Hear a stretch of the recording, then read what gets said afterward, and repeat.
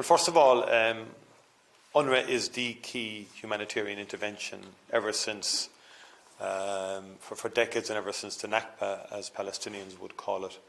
And the UNRWA had been supporting Palestinian refugees in Jordan, in the West Bank, in Gaza for decades now.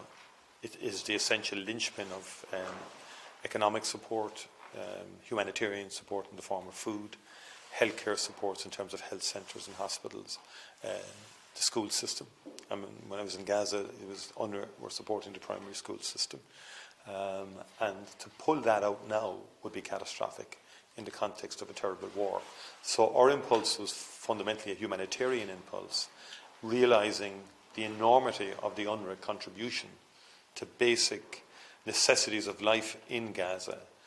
To pull away that edifice now, I think, would be devastating for Gazans and devastating for ordinary people living in Gaza. I can't understand how we could contemplate it, to be honest, from a humanitarian point of view. I have met Philip Lazzarini on a number of occasions.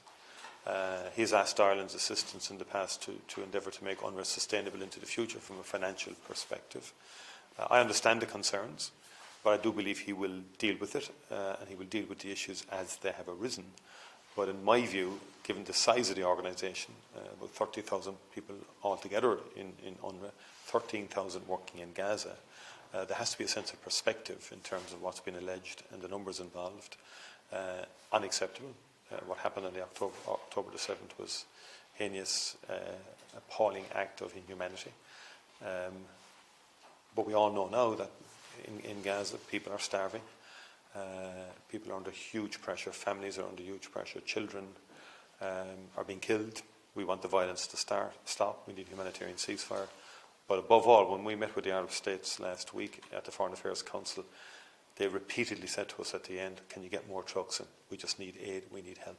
Tánaiste, will you be calling for the United States, UK and others to restore their funding to UNRWA? I will be advocating with whomever I meet, yes, for the restoration of support to UNRWA. Will it be something that comes up at a St. Patrick's Day visit if the funding hasn't been Well, restored? I will hope it will be restored before then. Are you disappointed to see that the European Union is today reviewing its funding? I mean, there has, in terms of the European Union, again, nothing has been withheld right now. Reviewing, given what has happened, I have no issue with people reviewing once the aid keeps flowing, given the circumstances we are in. There has already been a review, and there was a review last year, is my understanding also, because if you recall, I think over a year and a half ago, funding had been suspended and there had been a review independently carried out in relation to alleged anti-Semitic materials in school books, and that turned out not to be the case, and the clean bill of health was in the overall primary school system was given, and the aid continued.